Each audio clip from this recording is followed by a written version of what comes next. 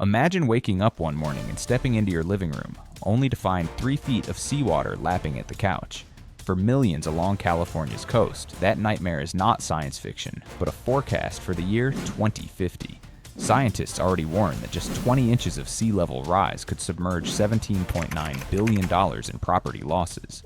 Meanwhile, entire stretches of U.S. Highway 101 are literally sliding into the Pacific, with a single 3-mile repair tagged at over $2 billion. Bridges buckle, aquifers collapse, and homes perched on bluffs crumble like sandcastles in a king tide.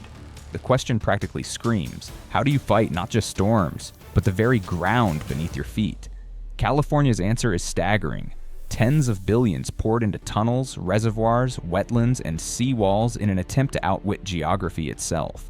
But behind every billion lies controversy, sacrifice, and secrets that don't make the headlines.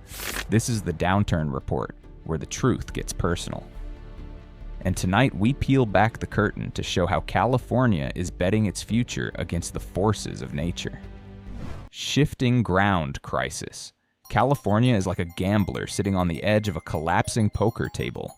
The cards keep sliding into the ocean, and no matter how tightly you clutch them, the dealer, which is Mother Nature, always wins. Everyone loves to brag about the Golden State's cliffs, beaches, and Pacific sunsets, but what happens when the land itself is vanishing faster than the ink on a property deed? By 2050, the Pacific could stand half a foot to more than a foot higher than it did in 2000, according to the California Sea Level Rise Guidance. Stretch that to the end of the century, and the numbers swell to as much as 6.6 feet.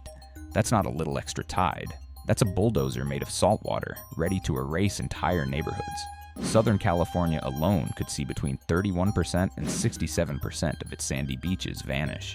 Picture the Santa Monica Pier, not with cotton candy and roller coasters, but with scuba divers docking where cars once parked. But the ocean isn't playing solo. The ground itself is betraying Californians under their feet. NASA's satellites reveal San Francisco's filled land sinking by 5 millimeters each year. Down in the Central Valley, relentless groundwater pumping has dropped farmland by more than 28 feet over decades, bending canals and sinking the mighty California aqueduct nearly 3 feet. It's like watching a mattress sag when the springs give out. Only this mattress carries homes, highways, and water supplies for millions. Here's the punchline. The ocean climbs, the land sinks, and Californians are trapped in the middle like ants on a slowly drowning log. And the cruel irony, much of this damage isn't just nature flexing its muscles, it's the aftermath of human choices that turn tiny cracks into gaping chasms. Sinking. By our own hands. Picture this. The land you walk on isn't just tired. It's groaning like an old couch with broken springs. Every bucket of water pulled from California's underground aquifers is like yanking another spring out of that couch, and one day it collapses. Overpumping groundwater, especially during the brutal drought years, has done exactly that. Between 2007 and 2009, and again from 2012 onward, farmers in the Central Valley leaned hard on groundwater when surface water deliveries shrank. The result? The soil compressed, aquifers compacted, and the ground literally caved in. Some areas of the San Joaquin Valley have dropped an astonishing 28 feet over decades, enough to swallow a 2-story house. NASA's satellites confirm that places like San Francisco's Treasure Island are still slipping at about 5 millimeters a year, while the broader city sinks about 1 millimeter annually. It's like California's floorboards are quietly giving way inch by inch. This sinking doesn't just look bad on paper, it doubles the danger. When land subsides, the ocean doesn't need to climb as high to flood your street. A rise of 0.3 meters in the sea becomes 0.35 or 0.4 meters once the ground itself has sagged. And infrastructure, the canals, levees, bridges, and pipelines that keep millions alive, can't function properly on shifting ground. Sections of the California aqueduct sank nearly 3 feet during the last major drought, throwing off water flow like a tilted drinking straw. Worst of all, much of this damage is irreversible. Once aquifers compact, that storage space is gone forever. Farmers like Miguel in San Joaquin Valley know it all too well. Every year, his well must go deeper, cracks creep across his barn floor, and he asks himself, is my land sinking faster than I can keep up? Would you even notice if the ground beneath you dropped by a few millimeters each year, until your foundation split wide open? And if that's the cost of water today, What happens when rivers themselves are twisted and starved tomorrow? Drowning in the bill. Imagine your city budget as a fragile checkbook balanced on the edge of a sink, and the faucet has been left running. That's California's financial nightmare if it fails to act. According to the Public Policy Institute of California, simply allowing sea levels to climb 20 inches by mid-century could drown $17.9 billion worth of property, and that's not counting the ripple effects, just the concrete, steel, and glass directly swallowed by rising tides. Push the scenario further. Add a 1-meter rise with a storm on top, and San Francisco Bay alone faces nearly $70 billion in losses. It's the kind of bill that makes the Great Recession look like pocket change. Infrastructure doesn't escape either. Wastewater plants, storm drains, rail stations, bridges. Many were built in the lowest parts of cities because flat ground was cheap. Now that cheap land is turning into a liability. When saltwater floods a treatment facility, it doesn't just short out equipment. It poisons rivers, seeps into drinking water, and forces emergency evacuations. Add in clogged roads, shut down rail, and crippled ports, and the ripple spreads. Real estate markets buckle, insurance premiums skyrocket, residents abandon homes, and hospitals face surges of illness from polluted water. Economists call this cascading impact. Homeowners call it bankruptcy. So here's the uncomfortable math problem. Do you spend billions now to build seawalls and pumps, or tens of billions later when whole neighborhoods are underwater? And if that bill comes due, who signs the check? Taxpayers, private homeowners, or some public-private partnership that vanishes when the tide rolls in, rewiring California's rivers. If you thought California's geography crisis was only about beaches washing away, think again. The state is also fighting a war underground and upstream, trying to reroute water itself before the land collapses under thirst. At the heart of this effort is the Delta Conveyance Project, a megatunnel that sounds more like something out of a dystopian sci-fi movie than a public works plan. Picture a 36-foot wide concrete artery boring beneath the Sacramento-San Joaquin Delta to carry fresh water southward, instead of sucking directly from the fragile delta, which pulls in salt water like a leaky straw. The tunnel diverts water underground, shielding supplies from ocean intrusion. The price tag? A swollen $20.1 billion, already inflated by rising construction costs. Supporters boast that this marvel could boost water deliveries by 17%, a lifeline in a state where droughts now stretch like unpaid bills. But every tunnel has two ends, and on the far side are critics who see devastation rather than salvation.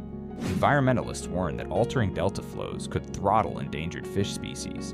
Farmers fear their water rights will evaporate while bureaucrats in Sacramento decide who drinks and who dries out, and ordinary taxpayers are left staring at the receipt. Who exactly asked for a $20 billion straw in the ground?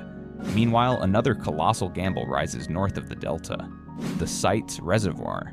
Planned as an off-stream catch basin, it sprawls across 14,000 acres, plunges 310 feet deep, and will hold 1.8 million acre-feet of water, about 2.2 cubic kilometers, a liquid mountain waiting to be tapped.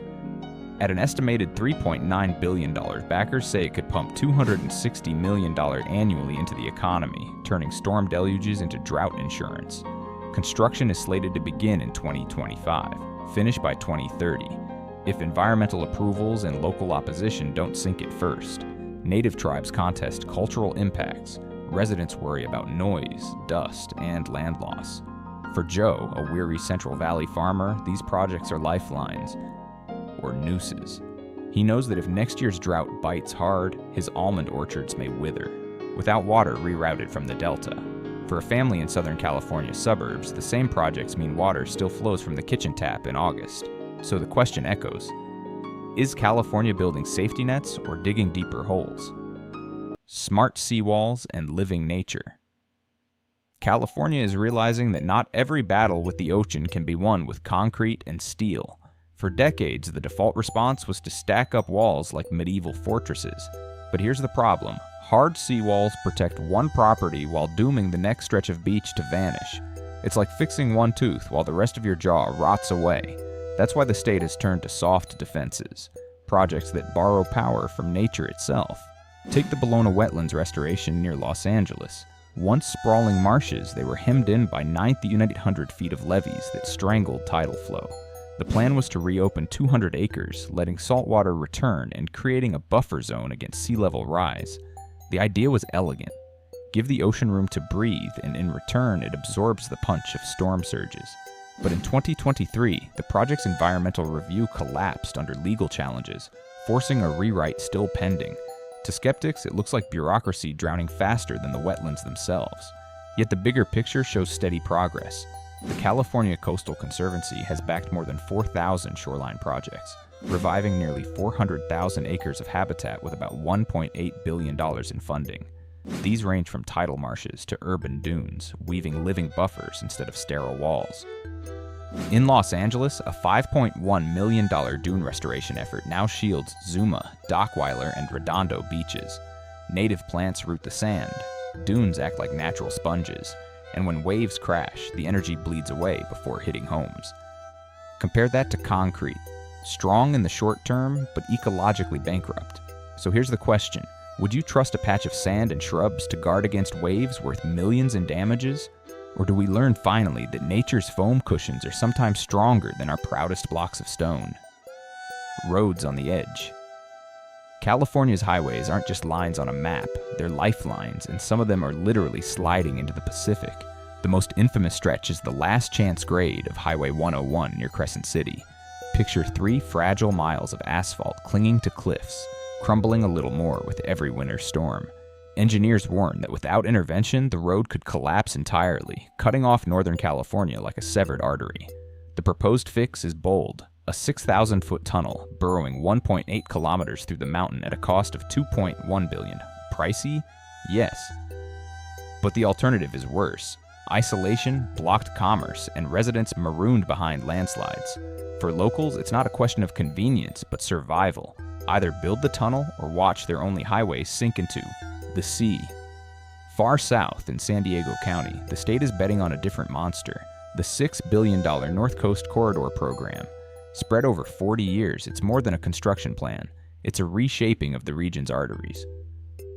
Bridges are being rebuilt, rail upgraded, and $80 million funneled into restoring coastal wetlands, all nested in a $700 million first phase. The goal is paradoxical yet urgent. Harden transportation against floods and sinking land while softening the coastline with ecological restoration. It's asphalt and marsh grass working side by side, but even ordinary roads face extraordinary threats. Low-lying highways buckle when stormwater has nowhere to go. Subsidence warps bridges, culverts clog, and asphalt peels like old paint. That's why California is revising its road design standards, raising elevations, enlarging drainage, and experimenting with water-resistant materials. In other words, the future highway isn't just pavement, it's a survival platform. So here's the unsettling question. Will California's roads become the state's new seawalls, or the next casualty swallowed by geography itself? Politics and price tags. In California, geography isn't fought with bulldozers alone. It's fought with ballots and budgets. In 2024, voters passed Proposition 4, a $10 billion climate bond, essentially writing the state a giant check to bankroll clean water, wildfire prevention, and climate resilience. Roughly $2 billion of that is earmarked for protecting drinking water, the most basic promise a government can make. Without this pot of money, many of the grand projects we've discussed would remain sketches and dusty reports. But funding is a tide of its own, rising and falling with politics and revenue. During the budget windfall of 2021-2022, California poured $16.3 billion into water and climate projects. Yet by fiscal year 2025, when tax revenues sagged, that commitment shrank by about 21%, leaving just $12.9 billion. In 2023, Governor Gavin Newsom even proposed cutting $561 million, nearly half. It's the cruel irony of climate politics. The hotter the fires burn, the more the purse strings tighten. So California has turned to patchwork financing. The site's reservoir, for example, stacks money like Lego bricks. $816 million from Proposition 1, $449 million from the USDA, and a pending loan through EPA's Wi-Fi program. The Delta Conveyance Tunnel draws on state, federal, and local sources, with costs ultimately trickling down to ratepayers. In practice, these mega projects compete head-to-head with highways, schools, and hospitals. Every dollar spent on seawalls is a dollar not spent on teachers or doctors. That's why policymakers pitch them not as luxuries, but as existential survival plans. Still, drawing lines on a budget spreadsheet is the easy part. Building them into reality means confronting lawsuits, ballooning costs, and political backlash. And that's exactly where our story turns next. The obstacles. Obstacles, opposition, and risks. Every blueprint in California may look shiny on paper, but once the ink dries, the real battles begin, and they are rarely won without blood, sweat, lawsuits, and ballooning bills. History whispers an ugly pattern. Big projects here rarely stay within budget or on schedule, and the new generation of climate megaprojects is no exception. The Delta conveyance, once projected at around $16 billion, has already crept beyond $20 billion thanks to inflation and rising material costs, and experts admit that if construction drags another 5 or 10 years, labor and steel alone could tack on another 20 to 50%. Add in environmental impact reviews that take years to complete. Tapiti, plus the army of lawyers eager to wield California's CEQA law to stall, sue, and sometimes kill projects outright, and you begin to see why even billion-dollar tunnels sometimes die quietly in committee rooms rather than in the field. The haunting phrase, "project death by delay," hangs over every blueprint, and if the political winds shift after an election, priorities are rewritten overnight, leaving half-finished holes in the ground and taxpayers footing a tab for nothing. But money isn't the only battlefield. People on the ground are louder than line items in a budget. Farmers across the Central Valley fear these projects will rob their fields of water, shifting flows south while their crops wither. Native tribes speak of sacred lands, burial sites, and rivers turned into pipelines, refusing to let ancestral soil be drowned beneath concrete. Families living near dams and reservoirs lie awake imagining earthquakes, catastrophic failures, or the horror of a dam break flooding their homes. And the bitter narrative of stealing Northern California's water to quench the South resurfaces every time, amplified by representatives like Josh Harder who vow to block the Delta Tunnel. For poorer coastal neighborhoods, the anger runs deeper. Why pour tens of billions into mega schemes when their streets flood at king tide, and a few million could fix their drains today? Environmentalists sharpen their blades too, warning that rerouted rivers and massive reservoirs will scramble ecosystems. The fragile delta, already under siege, risks losing fish species, oxygen balance, and wetlands if natural flows are throttled. New lakes divide fish migration corridors, warming water and suffocating species. Even wetland restorations are not instant miracles. They often begin as poor marshes with weak biodiversity, taking decades to reach balance, if ever.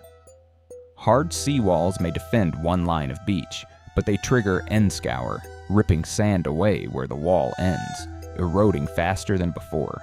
And the question lingers. What if storms strike stronger than engineers dared to model? A single design flaw could turn billions of dollars of defenses into cracked rubble. Overnight. Meanwhile, politics and money weave their own storm surge.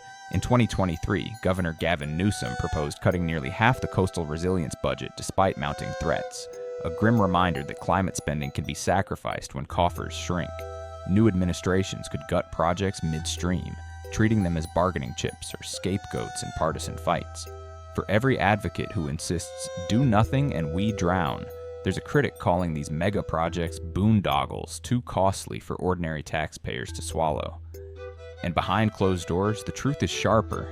Every dollar poured into a tunnel or seawall is a dollar not spent on schools, hospitals, or highways, forcing Californians to ask whether survival in one place should mean sacrifice in another.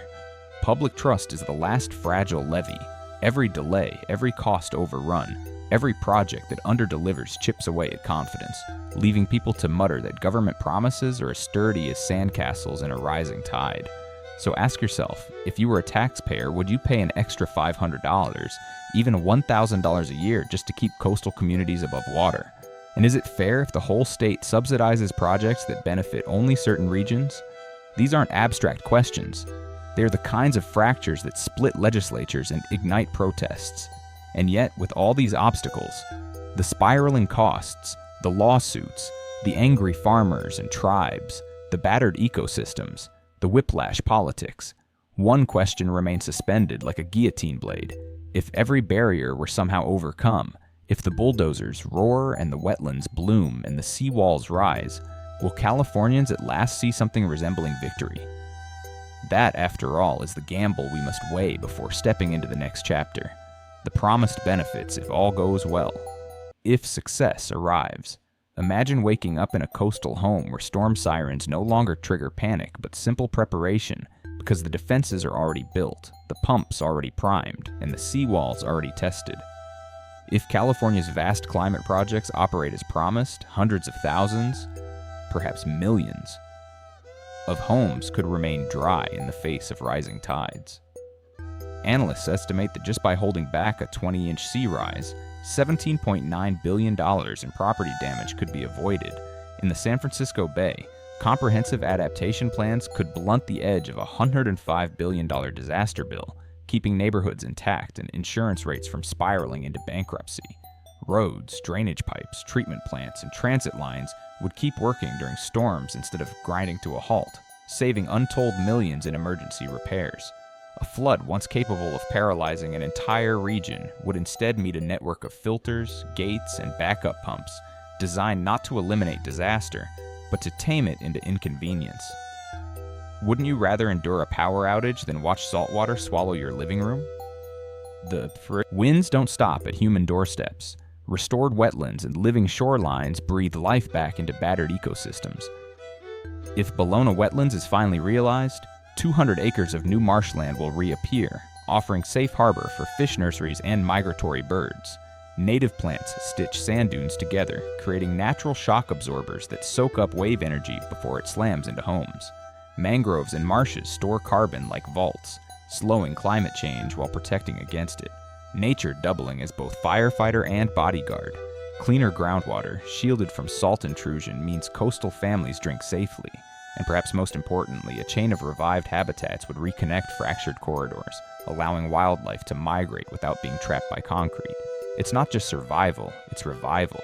The economics ripple outward like concentric waves. Less flood damage means billions saved in emergency bailouts, freeing money for schools and healthcare instead of sandbags. Construction and restoration projects generate thousands of jobs, from engineers digging tunnels to biologists planting marsh grasses. Property values in protected zones stabilize, attracting investment where fear once chased buyers away. Tourists return to scenic beaches that no longer crumble into the sea. Local governments, long accused of wasting taxpayer money, suddenly find themselves with restored credibility. After decades of skepticism, residents could finally say, yes, our taxes built something that works. Can you imagine that shift in faith from suspicion to pride, echoing across neighborhoods? But perhaps the most powerful outcome would be the lessons broadcast far beyond California. The state has long been America's laboratory of extremes, and if its hybrid approach of hard infrastructure plus soft, ecological buffers succeeds, the template could inspire coastlines from Florida to Bangladesh. Think of the Netherlands, where 70% of the land sits below sea level, and survival depends on intricate levees combined with floodplains. California, in contrast, could pioneer a more flexible mix. Seawalls alongside restored wetlands, freeways lifted while estuaries bloom. Southeast Asia's Mekong Delta, or even New York after Hurricane Sandy, could adopt the same model, weaving resilience from both concrete and cattails. And for viewers at home, the invitation is personal. If your town faced rising seas tomorrow, what project would you demand? A wall, a wetland, or both? So pause and imagine, living in a coastal city where storms strike, but your home stays dry, your water runs clean, and your children watch herons return to wetlands instead of bulldozers. If California can pull it off, could Florida? Could Vietnam? Could your own hometown? These questions are not abstract. They are the seeds of debate that citizens plant, nurture, and harvest into action, because even success is conditional. Vigilance and oversight never end. And that brings us here. Triumph is only the beginning. The real challenge lies in keeping watch, which means you, the viewer, are not just an observer. You are the commentator, the critic, the witness who ensures these billion-dollar lifelines remain more than promises. Conclusion. California is rolling dice with geography itself. Rising seas, eroding cliffs, sinking land, If nothing is done, the price tag reaches into the tens of billions, and lives along the coast are up for grabs. That is why the state is plunging into water tunnels, giant reservoirs, wetland restoration, soft shorelines, elevated highways, and smart seawalls. Billions have already been pledged. But we've seen the other side of the coin too. Projects delayed, costs inflated, lawsuits erupting, ecosystems at risk, and political storms that could undo years of planning. Nothing about this fight is easy. And yet the message at the center of this story is not despair. It is conditional hope. California is not waiting for miracles. It is building them with data, science, engineering, and a dose of nature's own wisdom. These projects, if guided by transparency, citizen oversight, and strict accountability, could create a safety belt around its coastline. But if they fail, it won't be because the money wasn't there. It will be because vision, trust, or community participation was missing. That lesson travels far beyond the Pacific. Climate adaptation isn't just about pouring concrete. It's about people being involved, asking hard questions, and refusing to let promises drift away. This is not just a California story. From Bangladesh to the Netherlands, from Vietnam's Mekong Delta to Louisiana's bayous, millions live in the crosshairs of geography. If you live in Florida, Louisiana, or the Mekong, the question isn't abstract. Do you want a megatunnel, a living shoreline, or a softer levee protecting your family? What mix of engineering and nature would you demand, and who should pay? So here's the invitation. Join the conversation. In the comments, tell us. Which project sounds most risky? What do you want your own government to do if you live by the sea? Share this video with family and friends in coastal towns so they know geography, not just hurricanes, is the enemy at the gates. And if you have local data, stories, or experience, add your piece to the puzzle. The bigger the conversation, the stronger the solutions. Because California is betting tens of billions to outwit geography. But is this the only way? Could there be alternatives nobody's talking about? If these projects collapse, who shoulders the loss and who walks away untouched? And most importantly, what about your coastline? What do you want your leaders to start building today? The war between humans and geography is ancient, but in California it has gone supersized. And you, by knowing this story first, can raise the right questions, spread the word, and make sure these lessons don't drown unnoticed. Thank you for watching. If you found this valuable, hit like, subscribe, and let's keep following how the world fights back against nature. Thank you for watching today's video all the way through. If you found the content helpful, don't forget to click like and subscribe to stay updated to our latest daily videos. Now feel free to check out other feature videos currently shown on your screen. Goodbye, and see you in the next video.